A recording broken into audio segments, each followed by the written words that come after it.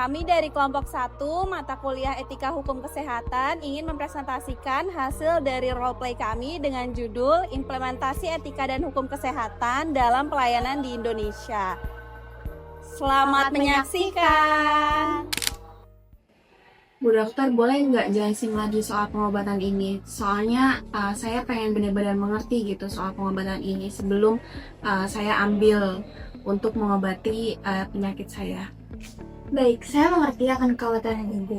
Kalau begitu, saya akan jelaskan lagi agar Ibu lebih paham sebelum nantinya mengambil keputusan untuk pengobatan ini.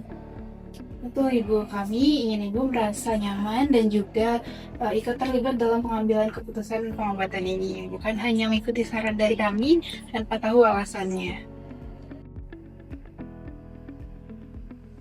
Baik Ibu, menurut hasil pemeriksaan tadi, ada 2 pilihan pengobatan yang bisa Ibu ambil, berikut dengan kelemahan dan juga kelebihannya masing-masing. Untuk pilihan pengobatan yang pertama, ini bisa dilakukan dengan lebih cepat. Namun, Ibu mungkin akan merasakan beberapa efek samping ketika mengambil pengobatan ini. Sedangkan untuk pengobatan yang kedua, ini dilakukan secara bertahap, jadi mungkin nanti akan jadi lebih lama daripada pengobatan yang pertama, tapi lebih minim resiko. Oh alah, kira-kira kalau efek sampingnya itu muncul, parah nggak ya dok? Nah, itulah yang selalu kami pertimbangkan Ibu. Kami tidak mau melakukan tindakan yang dapat merugikan Ibu. Nah, sebelum penindakan, kami selalu menilai kondisi fisik, riwayat penyakit, dan juga risiko dari pengobatan yang ada. Sehingga nantinya ketika kami melakukan penanganan, dapat memberikan penanganan yang aman dan juga manfaat yang terbaik bagi Ibu. Nah, saya senang nih dengarnya kalau dijelasin kayak gini. Jadi kan saya bisa mikir-mikir dulu sebelum ngelakuin pengobatan. Betul Bu, tidak perlu buru-buru. Yang penting Ibu sudah paham dan yakin untuk mengambil pengobatan ini. Oh iya Bu, saya mau mastiin kalau data kesehatan saya ini kira-kira aman nggak ya? Soalnya saya lumayan khawatir kalau misalnya penyakit saya ini bocor kemana-mana. Untuk itu Ibu tenang saja. Semua informasi yang Ibu berikan dan kami terima akan terjamin kerahasiaannya sesuai dengan peraturan dan juga hukum yang berlaku. Betul Ibu, itu merupakan komitmen kami karena tanpa kepercayaan, hubungan antara pasien dan juga tenaga kesehatan akan sulit berjalan dan tidak akan merasa nyaman. Nah bener tuh, saya jadi merasa lebih tenang sekarang. Sebenarnya Bu, di lapangan itu banyak banget tantangannya. Kadang ada pasien yang ragu, takut, atau menerima informasi yang salah dari luar. Iya, kadang sebagai tenaga kesehatan, kami harus cepat dalam mengambil keputusan.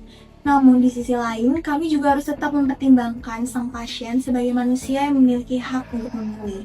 Jadi, kami tidak bisa sembarangan untuk menentukan atau mengambil tindakan apa yang akan dilakukan kepada pasien. Oh alah, iya ya Bu, ternyata banyak banget ya yang harus kita pikirin, bukan cuma soal penyakitnya aja.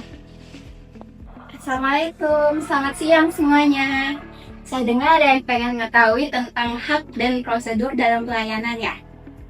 Iya dok, saya nih yang pengen tahu, sebenarnya pasien itu tuh berhak nggak sih buat nerima suatu penjelasan sebelum kita itu tuh memutuskan suatu pengobatan yang bakal kita ambil gitu.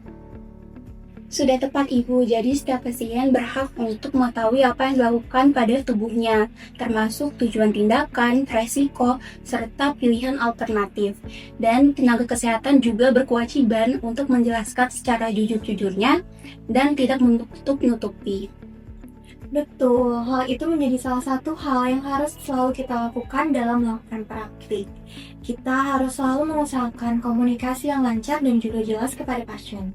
Selain itu, kalau suatu tindakan dilakukan, itu harus sesuai keahlian dan prosedur yang berlaku.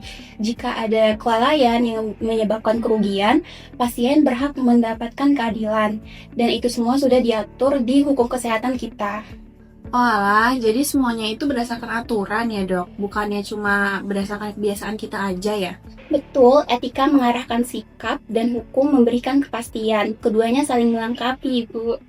Intinya Bu, kami ingin melakukan pelayanan yang terbaik, bukan hanya menyembuhkan penyakit, tapi juga menghargai apa yang Ibu rasakan dan juga pikirkan. Ya, kalau begitu untuk sekarang apa ada yang ingin ditanyakan lagi Bu? Jika ada, nanti Ibu bisa tanyakan saja langsung. Karena kita akan merasa senang jika proses ini dijalani secara bersama-sama. Baik, terima kasih dokter-dokter. Sekarang saya jadi lebih merasa dihargai. Terus sekarang juga saya jadi merasa lebih yakin dan lebih tahu gitu sebelum saya memutuskan suatu pengobatan untuk mengobati penyakit saya.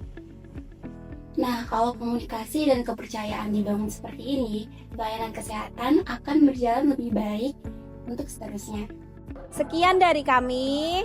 Terima kasih.